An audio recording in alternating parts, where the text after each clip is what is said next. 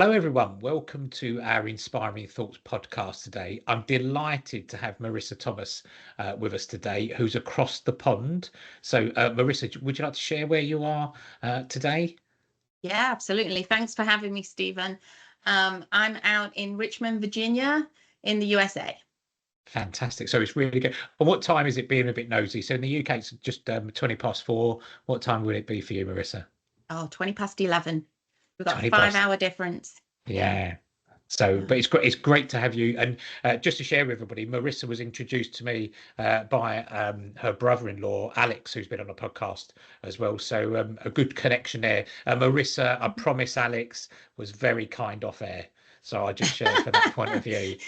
Very kind. You're not going to say share with me, even if he wasn't, are you? No, I'll get it out of definitely him. not. Yeah, a few drinks. We'll figure it out. Yeah, definitely. So, just to welcome Marisa. So, Marisa's the founder and executive coach of Doors Effect, which is a wonderful organisation. Also, you might be able to look in Marisa's room. Is also her book that she's produced, "The Power to Lead: How to Optimize Your Energy to Thrive in Leadership." There's a little plug there we've got as well. So, please check it out. Please check it out. So, today. I don't know where my camera just went. Okay, let We me just bring got it back. the camera coming back on. There you go. Oh, there we go. Perfect. I think we got excited there, Marisa. I think that's it. I've got to realise that I've got to be careful about where I move. Yeah. So, Marisa, people are always interested from our podcast point of view. Would you just give people just a bit of a brief description about your career, how you got to where you are today? Because I know we had a chat off air, but that'd be wonderful to share with people. Yeah, thank you. I might actually go back, a little bit further than we even discussed. It's just bringing in the work ethic. I'm a clear believer of you get out what you put in. Yeah. And that really started at a young age. I would help my dad with his building a landscape company, but my first real check came at the age of 15. Which I didn't even realize that I was able to get a job at that point. I was accompanying a friend into town who wanted to get a job, had seen this advertisement on a shoe shop store. And she was like, I can't go in. I don't know what to say. I don't know what to do. And I was like, well, just have a conversation. To me, it wasn't that, difficult. So she was like, will you go in for me? And I was like, well, yeah, I'll ask about it. So I started asking about it and was making it very clear that it wasn't for me. It was my friend who, I didn't think I was at the age to. Anyway, long story short, we both ended up getting a job there. Fantastic. And that was my first job. And it taught me that, you don't get if you don't ask. Yes. And if it was a no big deal. I just moved on to the next thing. So it was a really good early learning for that, and stuck with me throughout the rest of my career. So out of university into a teaching career. I was a school teacher and college lecturer for a while. So my passion for teaching others, helping others grow really started there. And then I wanted to expand that further and in the corporate world. And I didn't know how to do that. And I didn't have the experience. So I was like, you know what? I'm going to take a step back. I'm just going to take whatever entry level I can get into an organization that I want. And that's when I started my journey, 25-year journey in the financial industry at Capital One. Started off on the phone. 6 months in, I was in the training department, grew through there, leading operations, leading larger groups of individuals, turning my hand to vendor management, to strategy and analysis and various other disciplines. I got a massive amount of opportunity that if I wanted it, I could go after it. And Capital One was fantastic in supporting that journey. And in 2008, I moved over to the US operation from the UK and grew further from there. But my passion for growing the leadership strengths of others just stayed with me. And I always gave about 20% of my time helping other leaders find their best self and being able to amplify their impact. And Yeah. so in 2021, I Yeah. decided, you know what, I've got this passion's just, I've just got to unleash it even further. Yes. So I set up my company, Doors Effect, and started bringing in coaching clients, Yeah. leadership development contracts while still doing my executive role at Capital One. I wrote a book, The Power to Lead, which you Yeah. kindly introduced to everybody. I developed a leadership development app Yeah. called Rising Catalyst, which is available on Apple and Google. Yeah. I really provide that to my coaching clients and my consultant Yeah. clients right now. But it's there. If you want to Yeah. use it, go out and take a look. And so I did all that. And then about a year ago, decided to go all in. And it's been fantastic. Just the growth I have gained and the support for the organizations that, I am blessed to serve both Yeah. in the, US and beyond. So Yeah. I have clients over the UK, US and Canada, and that's growing, and Yeah. it's been a wild journey. Yeah. Well, congratulations, because I think it's fantastic to see people growing, Mm. and also doing their passions. Because you and I had a chat after offline about being passionate about what we do, and I said to you that, do you know what, the job that I do, do you know what, I love Mondays. I get up and I've got a real buzz Yeah. to a Monday. I don't get Sunday night bellies anymore or anything like that point of view. And I just think, now what can I do? Creative. I like learning. It's just a great place to be. So I think it's fantastic. And I like the way that you said Canada, there, the UK, America, very global, Marissa. I Yeah. like that. I Yeah. like that. Yeah. Yeah, it's fantastic. So what we've done for Marissa, like all our guests, we send 7 questions in advance so we can give Marissa some good prep. So today we're looking about trust in leadership. Mm. So that's a really important thing. One of our key pillars is about leadership, but how do we really build that trust? So the first question we've got here, Marissa, what role does trust play in effective leadership, and how can leaders actively build trust? What do they need to do Mm. to build trust with Mm. people they work with? Yeah, so it's a great question, and in purely answering that question, what role does trust have in effective leadership? It's everything, right? It's Yeah, at the core foundation of what makes everything else possible. Without trust, your best strategy, your best people can't really function in the way that you want them yeah, to create the outcomes that you want.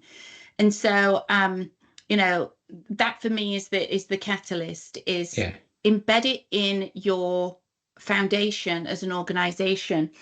But for me, that shows up in 2 categories, right? The yeah, the trust starts with you and yeah, then placement. So you have to start with you first, yeah, right? How are you preparing yourself both mentally and physically to yeah, be up for that role of positioning yourself in a place where others can be at their best, yeah, right? And it's less about you showcasing it. It's about your individual awareness of, yeah, how you show up in yes, different in environments. So I think that creating the mental agility so that you can yeah, be truly present allows yes, you to be authentic, to tune into yeah, what your audience needs, not what you need.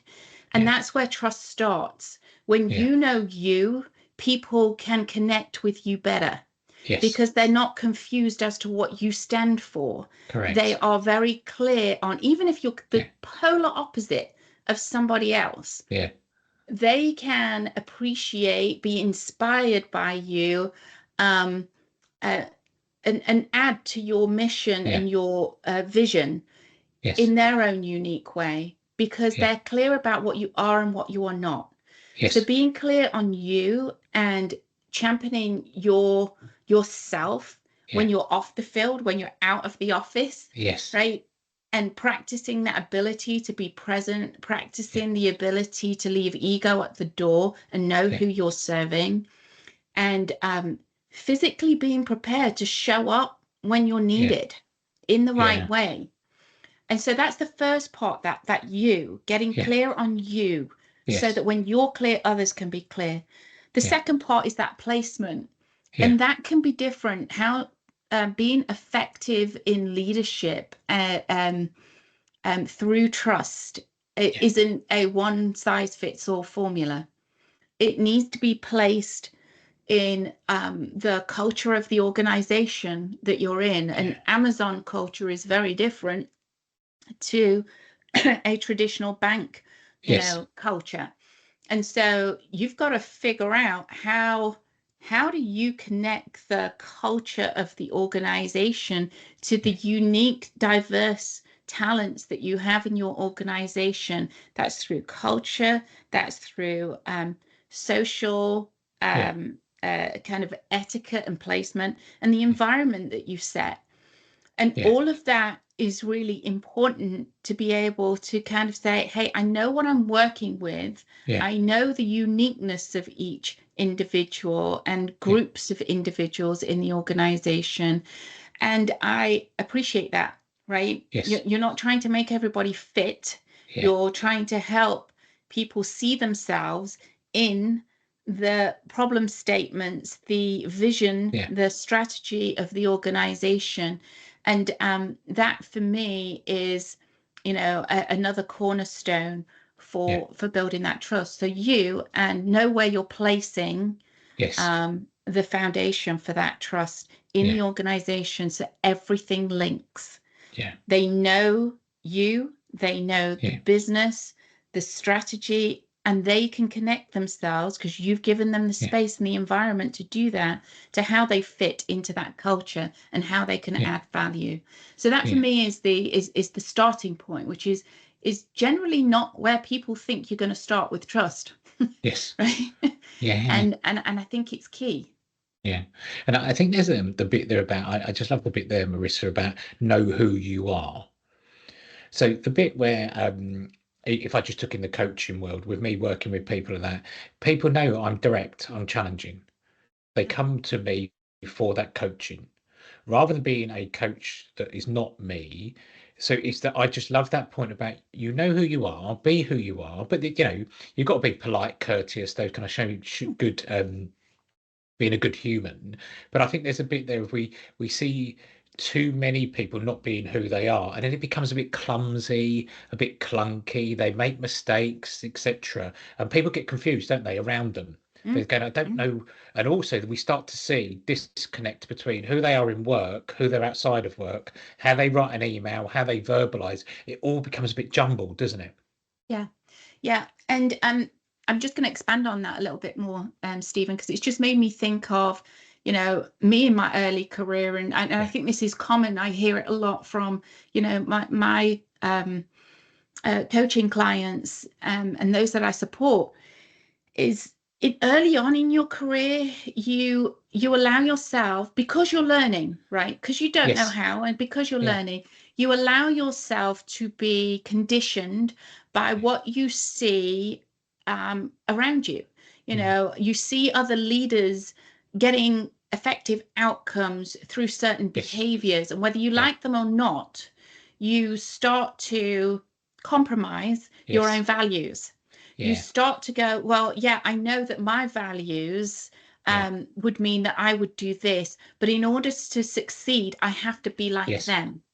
And so Yeah. we do, it's natural human behavior for us Yeah. to protect ourselves from the Yes. fear of not being accepted, the Yeah. fear of not being understood, Yeah. or, bucking the trend. Well, if they're doing it and they're getting Yes. success, then that must be the right way, whether I Yeah. agree with it or not. Yeah. And you do that as a natural course. And I do think that there's some merit in going through that experience in your Yes. early career, because you learn through those mistakes Yeah. just as much as you do from the things that are uniquely yours, and Yes. your power and your strength that you bring, that Yeah. resides in those values Yeah. that are core to who you are. Yeah. And you find it Yes. often too late. Yeah. And Yeah. you look back with regret and think, Yeah. oh, well, why didn't I do that sooner? But I actually kind of go, well, you know what, without that, maybe I wouldn't be where I am today. Yeah, Yeah. yeah. And that's how I look at it, from that point of view of working in the bank for 26 years, having my own company for the last 5 years. I'm really grateful, going through those things. And I never wanted my own company, but I went through a bad experience and it kind of enlightened me to go on, I can do it, from Mm, that point of view. And I love it. But I think you have to take those snippets along the road to go, that taught me this is what I learned by it. It's good to put it into our, like I call it, sports bag, that those mm, are the things that have made me who I am, if that mm. makes sense. And that's Yeah. where we should celebrate and go, actually, it Mm, may not what I enjoyed at the time, but actually it taught me this, and that's what I want to change for the future. It's a great learning curve as well, isn't it? yeah. In my book, I phrase this as the perfectly imperfect hero leader. If Yeah, you're going to be your best, a hero enables an opportunity not for themselves but for others to yeah, thrive, and everybody rises together.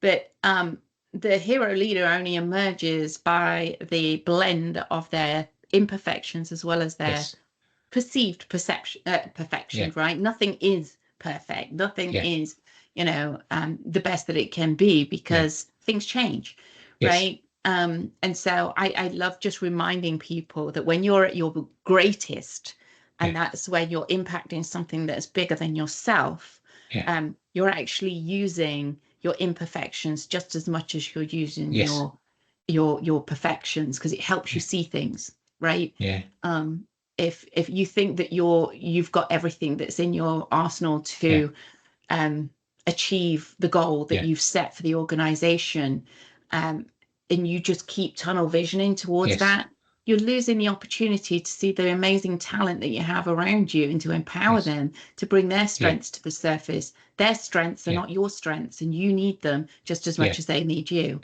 Yeah, and I think there's a bit of as you get you can say older, maturity, etc. I know I need to surround myself with people that are better in areas than I am. I can't do it Yeah. myself. We can't grow the business just on my way. It's people working with each other, collaboration, etc. And I love it. Pure reason being, people spark ideas, and I go, "Oh, I hadn't really thought of that. It's a brilliant idea." And working with each other. And what I noticed when I left the bank in 2019. I was institutionalized. All I ever knew was the bank. Yeah. And I did love the bank from that point of view. However, when I come out, I'm like, what a world that I can work in. I can do things, collaborate with people, all that kind of stuff. It's fascinating what opportunities are out there, but you've got to make them happen at me. You've really Mm, got to make these opportunities happen. mm, Yeah. definitely. Yeah. So on that bit, we've built trust with people, but what can people do once they've broken trust? So from that point of view, we've said about building trust, etc. But once trust is broken, what can people do to build it back up or bring it back in? What can people do? Mm, Especially if I took mm. a team leader, if they break trust, what could they do? Yeah, I think there needs to be first an acceptance that you will, not just once, but often, you will break trust, not because Yeah, you intend to. It has been a function of um, yeah, outside forces, right, yes, that have influenced you. So I think that the first part is, one, give yourself some grace, yeah, right? good call. And when you can give yourself some grace and you Yeah, set your mindset to know yeah, that you will fall into the traps, and yeah, you will create an environment where trust gets corroded, that doesn't mean you can't get it back, right? yes, if um if if you are willing to accept that that will happen, right? yes, And so once you've got that acceptance that that will happen and you're open to that, that awareness needs to yeah, be at the forefront of your mind yeah, all the time. Some of the strategies that I would say to bring things back into to yeah, trust is to first be vulnerable, right? yeah, yeah, You have to own that error, and yes, you have to let yeah, those that you have impacted yeah, wrongfully but yeah, unknowingly, now that yeah, you're aware, you've got to put on your big yes, kid stuff and yeah, stand up and go, do you know what, I've learned something about myself today, yeah, and here's what I learned, yeah, and here's what I'm less proud of, and here are some of the things that I want to tell you about what I'm going to Yeah. commit to going forward, because it's important to me Yes. that we change that, Yeah. and it needs to start with me. Yes. Yeah. Yeah. And when you can shoulder that Yeah. burden, when you can put the vulnerability out there that you have recognized, Yeah. um, the one thing that here's where I have a challenge, and I'd love to get your point of view on here. I don't ever think that it is effective to belabor the point of saying sorry, right? Correct.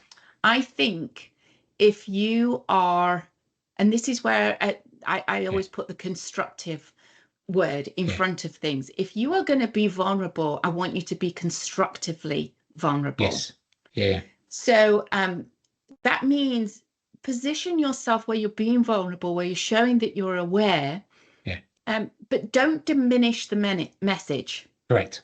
Because the minute that you say, words are really important. The minute that you say something like, I'm really sorry, I did Yeah. wrong, what you are now allowing or is for that conversation to float away somewhere else. The Correct. words that you then speak next will land um, uh, only marginally. Yeah. And that's because people are sat there thinking, yeah, you should be sorry. Yeah, I Yeah. told you so. They're having a dialogue with themselves and Yes. therefore not listening to what you have to say. Whereas Yeah. if you start off with, I've become aware of something that I'm less proud of and I want to share that Yeah. with you. Here's what Yeah. I've learned. They hear, I'm sorry. Yeah. Yes. But they're Yeah. willing to hear, well, what did you learn? And now what are Yes. you going to do about it?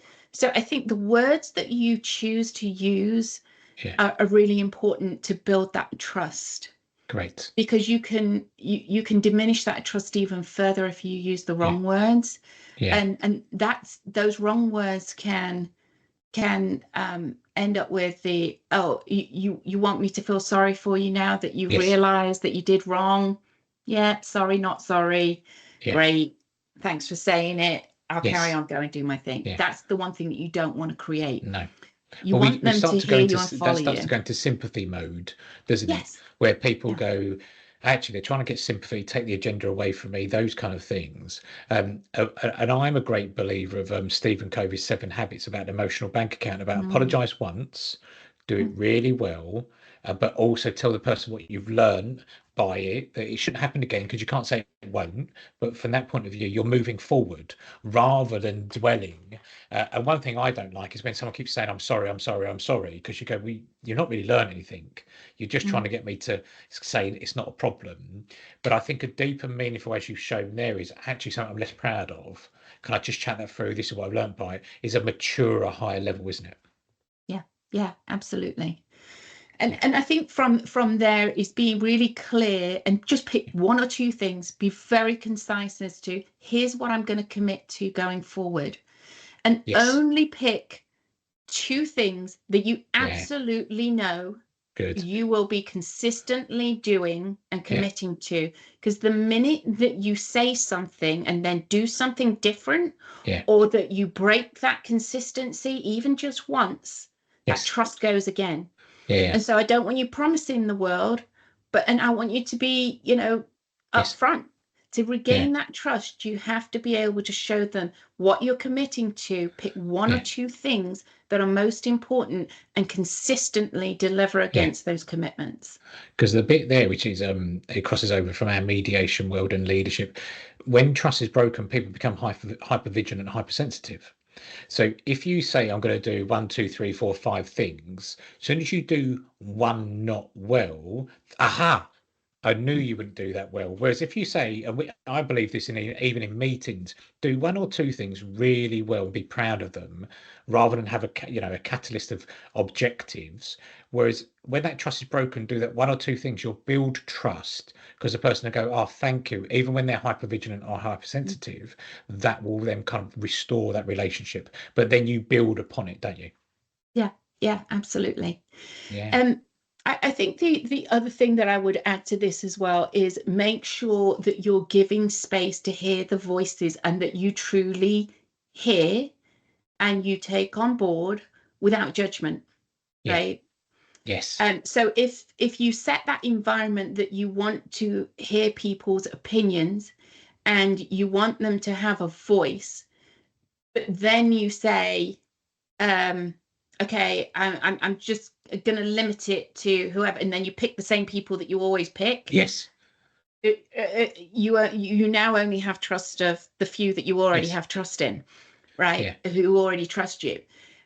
So you've got to make sure that you're broadening, that you're really creating that environment to hear all voices and avoid justifying why you did it. Yeah. Right? Even Yes. if there is a good justification, you Yeah. know, it's much more powerful to say, yeah, that's a really good point. I hear you. Yeah. Yeah. It doesn't matter to them that you didn't intend for it to land like that. So for you to verbalize, yeah, I hear you, and you know, let me explain to you what I was doing, why. Yeah. That says to them, you're not listening. No. Or you just didn't hear. Yeah. So what's the point? And you're not going to do anything with it, or you're about to tell me why. Yeah, you're not going to compromise on it. You're going to still behave like that, right? Yeah. They hear the unspoken words much more loudly in your actions. So the action of being silent, giving space, and acknowledging is much more powerful than trying to justify why. Yes. Yeah.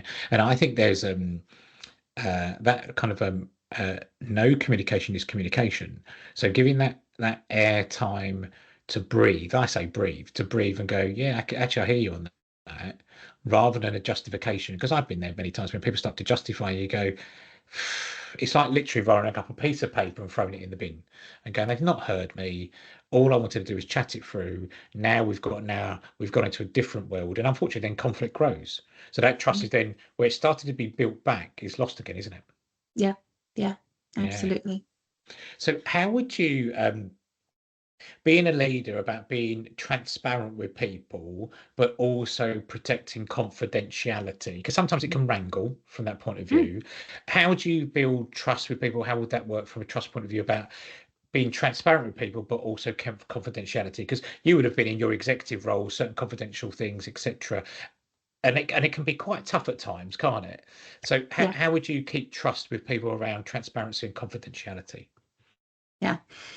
I think there's a level of honesty that needs to be, you know, that needs to be communicated, and that honesty needs to also marry with boundaries, right? Yeah, good.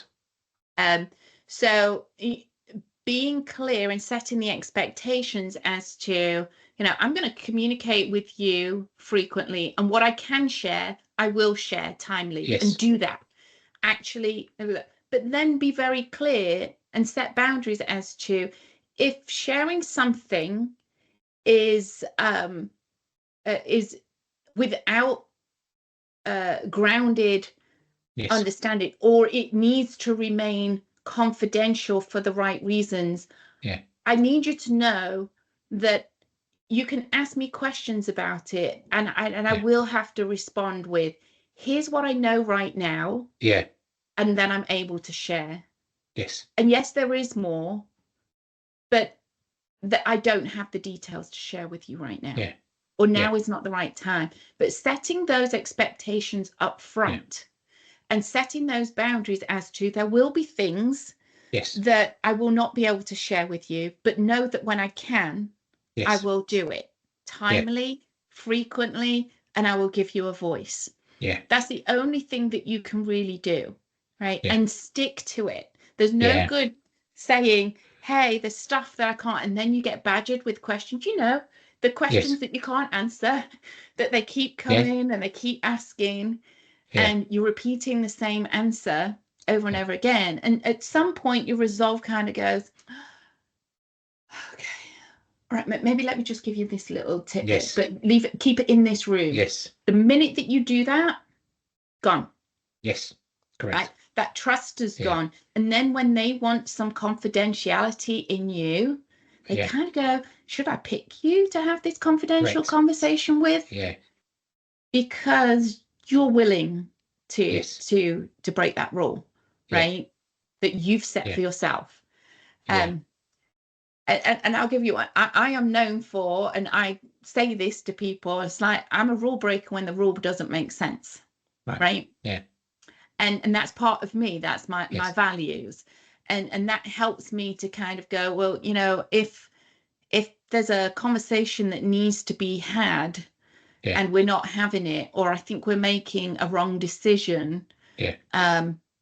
and the rule says this isn't the place for it, Yeah. you know, I might sometimes break that rule, Yeah. right? Yeah. Because I'm not the only person in the room that needs Yes. to hear that. But I'm going to balance it with my constructive optimism, Correct. right? Yeah. Yeah. And that constructive optimism Yeah. will be, I think there might be a better way. And Yes. it causes me to verbalize my Yeah. opinion in a way that's not judgmental, that is Yeah. not demanding, that is not ego driven, but is fueled with curiosity. I'm Yes. curious why we think that's the right path, Yeah. you know? Yeah.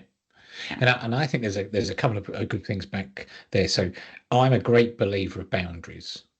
And I wish if you was to bottle it up and maybe go back 20 years in time to say to younger leaders, boundaries is key, because I got that wrong when I was a new leader. I thought I've got to be access Me too. 24/7, you know, I've got to be there for people, all that kind of stuff. But as I've got older and mature, boundaries work beautifully. And I think that the bit where you said there, people will chip away with questions, etc. And sometimes they ask the same question, but in a different way, so different language and that kind of bit. But you've got to go from a moral point of view, going, "Look, I can't answer at the moment. This is what I can share," but you've got to stick to it. Because as soon as you drop that bit, then they're going to go, "Well, I don't believe in them," because they've dropped confidentiality. So I totally get that. And I think boundaries are hard, but once you get there, people respect them. Mm, And they go, definitely. actually, and it goes back to your previous bit about we know who that person is, Mm, doesn't it? It yeah. goes back to that being look after myself first. I set boundaries, my integrity, those kind of things, rather than I'll share something with you, but I won't share it with other people just because you've asked me more questions, etc. So I think that is kind of um, super important, especially for younger leaders or any leaders in that makes Yeah. sense. So Yeah. I find that really important. Yeah. Yeah. Um, something just popped up for me as I was listening to you talking, Stephen, Yeah. which was about the extension of that know yourself, Yes. is to also know your people, Correct. right? Yeah. You need to understand, you know, where they are, and Yeah. you need to meet them where they are Yeah. in order to bring everybody into the conversation in the right way. Yes. Um, it can be very easy for, you know, different points of view on any topic Yeah. to feel like, you know, well, yeah, I have a different opinion, but she's not going to want to hear my voice. Yeah. So it's up to you as a leader to invite those voices in, Correct.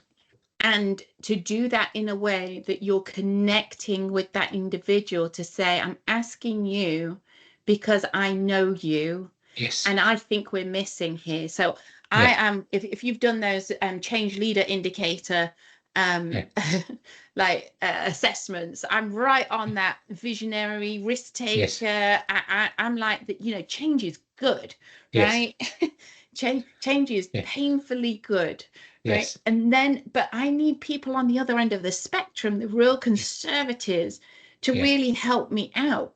And so it's it's possible that, and it comes up a lot, you know, that we've got a message that we know is going to be hard for people Yes. um, to take and to Yeah. want to move through their change Yeah. curve. And part Yeah. of that, I often see leaders try and almost brainwash, right? Yes. Let's be over Yeah. optimistic about Yeah. this. Let's share why we're optimistic about it. Yeah. And I'd rather go, you know what, here is something, when I heard this, when I went through, Yeah. my change curve on this, I've got to be honest with you, here were some of my reservations. Yes. And so I talk them through my thought Yeah. process. And that invites people to go, oh, do you know what? I'm feeling Yes. uncomfortable with this too. Yeah. And when you know the person as well as yourself, Yeah. the trust comes to the surface when you can say, hey, Stephen, I'd really appreciate your opinion on Yeah. XYZ. Because I don't know that I've really got a good answer, because my Yes. head's in optimism, love change Yes. mode, and I need you to balance me because you're really Yeah. good at, right? Yes. When you can get that kind of connection, that one, use Yeah. your name, one, I'm recognizing that you have a different skill set that I don't have, Yes. and I value it. Now Yeah. trust rises. Yes. Now Yeah. that individual is going Yeah. to work to my cause Yeah. without me knowing what they're doing, and we're all Yes. good with it, Yeah. right? Yeah. Yeah. And it's the bit there of I talk to a lot of people about expansive thinking and reductive thinking. We need both. So like your optimism of let's go, we can do it, expansive thinking, but we need those reductive thinkers to go, have we thought about that? Have we thought about this, to really make it a successful program or project? And I think the bit there, which goes back to a bit of the Pareto law, the 80-20 rule, Mm. you usually get the loudest. So, 20% of people control 80% of the outcome. Whereas actually you need those other people. And I just love the bit where you said there, Marissa, you said about the trust flies up. You don't need to do a lot to build trust. Mm. You just need to go, I need a bit of help from you here. You're really good at this. What are we missing? Come on, give Mm. us some ideas. Because they would have ideas. And you're not going to get that loudest person, but you'll get that most thoughtful person joining. So I think that's a brilliant, brilliant example. Really good Wow. example. Yeah. Yeah, Yeah. fab. So if we have a look at about authenticity, so I think you touched on it earlier around, organizations have their kind of thought process, where they want to go, return on investment, profit, loss, etc. How do we still remain authentic when sometimes things may cross our values? How can we still try to be authentic? Mm. How would that fit for you? Um, it, Again, this is a challenge you're going to face daily, Yeah. maybe hourly, right? Yes. That if you're in a leadership role and the stakes are high, Yes. there are going to be calls to action Yeah. that will conflict with your values. Yeah. The important thing for me is I really love an assessment called Values in Action. It was co-founded by Martin Seligman, who is known as the father of positive psychology, and it was created at the Penn State University. I love this assessment because Yeah. it charts 24 different values from Right. questions that you're asked, Yeah. and it elevates your top 5, right? And oftentimes we don't know, um, we don't tune into how those values are showing up. Yes. And when our values are triggered, Yes. it causes us to overuse a Yeah. value, right? Yeah. That can be detrimental to the outcome. So Yeah. you want to be conscious of what your top 5 are, Yes. and then realize, where am I maybe overusing my value of Yeah. fairness, for example. Yes. Maybe one of them is fairness, and Yeah. something's just got triggered because the path that we're charting right now Yeah. doesn't quite seem fair. It Yeah. doesn't quite seem like a fair process. And then you have to then go, well, what are some, I know I'm overusing my fairness value. Yeah. How can I balance it? What out of my other top 5s can I balance it? So curiosity might be one, Yes. right? Yeah. And then you can look at those Yeah. and you Good can call. use them to your advantage. So Yeah. knowing your top 5 values, and Yes. in those moments where you recognize the Yeah. tension, when that value is triggered, Yes. be aware of Yeah. that value is triggered. The a coach of mine that I had, you know, a lot throughout my executive career was a guy called David Martin, and he and he does this, you know, a really powerful exercise that really connects you with when you're triggered. It's normally some sort of emotion. It's something that comes up, and we're in control of that emotion. What we're not in control of is the thing that caused it. Yes. And oftentimes what we try and do when we get triggered is fix the event that caused us to feel like that. Yeah. We don't own that. We didn't own the event. And so that's always stuck with me. And it's something that, you know, I use a lot for myself and also with my clients is know when you're triggered, but remember what you're in control of. Yes. Yeah. So connect to what was the event that caused me to feel this way, and let go of this notion that you control the event, because you don't. Yes. Right? Yeah. What you control is your emotion and your actions moving forward. Yeah. And then as soon as you have recognized that, you're able to then maximize the value that is going to serve you the most in order for you to move forward out of those top 5. And that's beautiful. I really enjoy the bit there of actually in work, as you said, you're going to get test hourly, daily, etc. But it's going, well, that's the event. How can my values bring it to life, work with it, those kind of things, rather than keep justifying the event or the event is or blaming it. That's what it is. Actually, how do we work from it, or how do we then elevate one of our values around curiosity, fairness, etc.? Could be integrity, could be anything, but how do we elevate it then to get people to go along with us rather than us turn into, and I see a lot of it in leadership where people don't own the problem, they blame the problem. So then down the line, it's not my fault, it's the big people above us, the executives, it's their fault, etc. Rather than going, well, that's what it is. You know, that's what we've got. This is how we work with it. Let's make sure it's consistent, fair. I think that's a brilliant way. Really good. And I think so. Sorry, you said values in action, and that was by who? Sorry, say again, Marisa. So just for our audience, so values in action. Martin Seligman.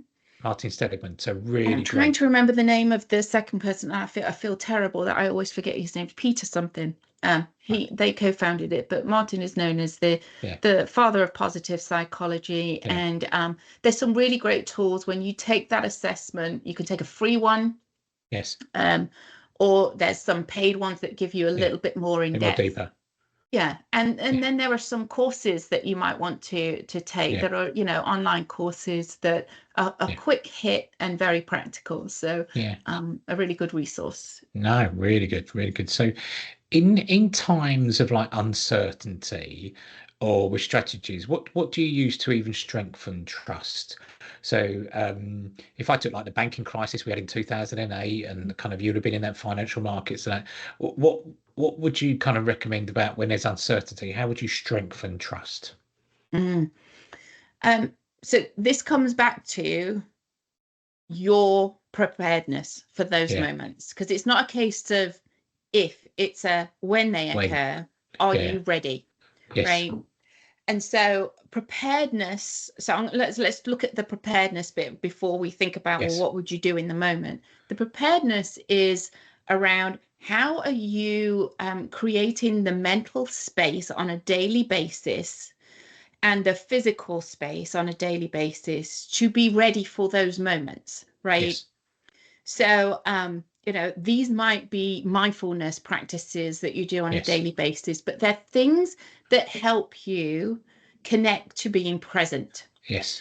Because when you're in stressful situations, when storms hit, that ability to be present goes out the window. Everybody just goes into action mode, and you have this chaos. And everybody's running around trying to fix something before they've even figured out what actually went wrong. What are we trying to fix? Are we trying to fix too many things and really we only need to focus on one? When you are practiced in being present, it allows you, when the storms hit, to tune into that. So when all the noise is happening, when the chaos is happening, you can be that voice that says, hey, Let's calm. Yes. Let's bring some calm to it. Yeah. Right. Let's just get present. Right. Yeah. If you're present, you can influence, inspire others to Yeah. take a breath and to Yes. step back from the problem and stand on the outside for a minute Yeah. and start to think more mindfully about the decisions that you might make. And it Yeah. allows you then to step them back and Yeah. see the wood from the trees. Yeah. And you're the person to be able to do that. That is the person that they want to see show up in those crisis moments. Yeah. Right. And that's where trust comes into play. Yeah. Very profoundly, because when they're feeling anxious because they're looking Yeah. at answers, when your head's in the future, Yeah. you're creating anxiety, right? Yeah. When your head's in the past, you're creating depression. You Right. do your Yeah. strongest work from presence. Yeah. And so it's for you as a leader to create that trust by not only being present yourself, but creating the environment where you Yes. allow everybody else to become present, Yes. right? Okay, so, and then bring them back in. You're Yeah. using those, hey, Stephen, um, help me understand, Yeah. what first came to mind for you when Yeah. you heard about this problem? Yes. And then ask Yeah. other people into the comment. Normally, the ones that aren't the loudest speakers are the ones that you Yeah. want to bring in Yes. first, right? And before you even tell what your opinion Yeah. is, hey, here's what I know. Make it really brief, Yes. high level. But we don't quite know all the details. What are Yeah. some things that we need to think about? I want the wisdom of the Yes. crowd. Bring them in. Yeah. And so it's pulling on all those tools that you've consistently Yeah. been doing on a day-to-day basis of hearing all Yes. voices, connecting to the problem. But if you've set your boundaries, Yeah. people will know, and you Yeah. can repeat those boundaries, Yeah. that we are going to have a variety of different opinions here. And not Yeah. all of them are going to be the actions that we take. Yes. Yeah. And I'm going to listen to all and I'm going to make decisions. But here's what I Yeah. need from you. Yeah. When I make a decision, I'm going to give you the context of why I've chosen that decision. And then I Yeah. need you to all be in. If your Yes. idea wasn't there, I still need you to be all in and Yeah. charting in this direction. Yeah. They need that. They need someone to stand in front and Yeah. say, we're going to clarify the problem together. We're going to create solutions together. But there is Yeah. going to be an ultimate decision that's made that Yes. doesn't include everything that we've discussed. Correct. And whatever that is, we're agreeing Yeah. to move forward with it. Because Yeah. if you have one person who's Correct. out of sync and kind of goes, I don't think that's the right Yes. decision. We should have done the thing that I Yeah. said. And I'm waiting for the moment where I told you so. Yes. Right. And that moment may appear. Yeah. Right. But it does nobody any favors if Yes. everybody is out. So it's acknowledging that. It's acknowledging, you're going to want to cut corners. Yeah. You're going to want to take your path instead of the path that we've Yes. collectively chosen. Yeah. I want you to know that that's a human Yes. response. It's a Yeah. human response, but you are in control to Yeah. remind yourself where we agree to move forward. Yeah. And I trust you. Yeah. And you need to say that. I trust you to move us towards this shared goal that we have come to today. But it's powerful, isn't it? Marissa is saying to people, look, this is what we're looking at. This is the problem. This is how we're going to move forward. Like, I want your views about move forward, but we are going to move forward today. So it's a collective move forward. We are going to move forward as a collective team, etc. But I want to hear your views, but we are going to have to make a decision. That brings back those boundaries, clarity, those kind of things. That human beings, we're not always going to agree on everything, but actually we do need to do something to move forward. We can't stay in the past. And a silly phrase that I use, well, not silly phrase, but evolve or dissolve. So you've got to keep evolving or you're going to dissolve, if that makes sense. But I love the way then, yet again, you working with teams. And personally, I would have, loved to have worked with you because it's that maturity to go, let's just talk about it. Come on, let's use that grey matter in the room. How can you've got some good ideas, let's do it together. But there's that leader going, we are going to make a decision. We're not just going to sit here for hours talking about stuff, but we are going to have to move forward. That's that key leader, isn't it? Yeah. Yeah. And I think, Stephen, what we tend to do, what is the norm, Yeah. unfortunately, within organizations, is because when crisis happens, we want to move quickly. Correct. And therefore, we kind of say, you know what, we haven't got time for that conversation. Yeah. As the leaders, we're going to define what we understand the problem to be, and we're going to define the path forward and the Yes. steps.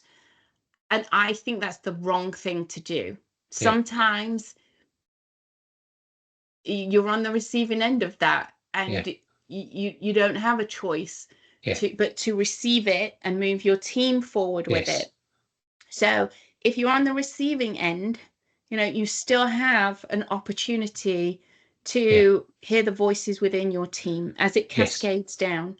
Yeah. But I think that's a habit that I'd love to be broken in Yes. corporations. It's like this notion of there is no time to think, there is no time Yes. to hear the voices, therefore we have to move. And we end up doing things more expensively. Correct. We create issues that Yeah. we didn't anticipate because we're not the people closest to it. We Correct. employ our people for a reason, Yes. right? For Yeah. them to Yeah. do the work that we can't Yeah. do, Yeah. right? Um, and recognizing and empowering people to do that. And in our Yeah. most critical moments, that's when you need to hear from them. Yeah. That's when you need to hear, do you know what? Here we've got this problem, and we need to find a solution. Yeah. And they just might have that solution. Yeah. I'm going to share with you quickly a story that my nephew told me of a organization, a case study that they did in Yeah. his organization. And it was a manufacturing scenario. Um, and basically, the end of the line, there were issues of a Yeah. product at the end of it, and there was, too big of an error rate. Yeah. And they realized that there were, heating elements that caused Yes. these things to go wrong. Yeah. And so they were like, oh, well, how do we get that and catch it before it Yeah. goes out, and correct it up Yeah. front? So the leadership team took it upon themselves, brought in expensive Yeah. consultants and so forth to build this problem. Yeah. And they came up with this multi-million-dollar solution. Well, the multi-million-dollar solution went into play, and while it reduced that error rate, it was Yeah. still too big of an error rate. The person on the floor that works with Yeah. this had one of the executives come down to have a look at the Yeah. situation. And that executive turned around to them and said, what would you do? And they went, can you give me $50? Well, £50, Yeah. right? Yes. What are you going to do with it? Just trust me. They went out, bought a fan, put it at the end of the line, and put the fan there, and the fan solved the problem, right? Yeah. Yeah. Ask your people. Yes. Yeah. If they had in that scenario, they would Yeah. have got to solution quicker at Yeah. $50 versus multi-millions Yes. dollars 9-10 months later Yeah. of a subpar solution. Yeah. And it's interesting. So we're working with a client at the moment where if the executives spoke to people on the ground, they'd really understand what's going on. And I just love that executive saying, "What would you do?" And I go, "Give me $50. Let me go and have a look at it and do it." Whereas what we see in some organisations, the executive make the decision, it filters down, then they pay millions of pounds, millions of dollars for consultancy fees, etc. Whereas actually, you've got the people there that are very clever. And I was on a call earlier with some people, and there were some great ideas about how to move their business forward. But that was people that worked there. They said, actually, I've looked at some data, and I went, "Oh, can I have a look at it?" "Yeah, let's have a look. Oh, I've looked at this data. This could work." That's going to solve overnight. We can do something rather than bring in a consultancy firm or do anything like that. We've got to be able to use the people we've got because they've got some great ideas, really good stuff. Yeah. That makes sense. Yeah. Okay, brilliant. So I think we could chat for ages, Marisa. Oh, I could go on for days and days talking about these. Yeah, I'm so passionate about it from that point of view. But how can people reach out or contact you from that point of view? What's the best way for people to connect with you, Marisa? Yeah, the best way is to visit my website, which is doorseffect.com. So DOORSEFF doors.ect.com, Doors Effect. And on there, you can get to set up some time with me. There's some buttons to set up a call. And you can also just read through, the services that I provide. I'm on LinkedIn. So look me up on there as well. Connect with me there too. No, fantastic. So can I just say a huge thank you today, Marisa? I think there's some really good, sensible thinking, which I really, really love about actually involving people, boundaries, the language we use, about owning it as well, and how we build trust from being actually understand ourselves and placement. So we've really got some good hints and tips, the value in action work as well, that really understand our values and how can we then pull down one of our values but move the others up.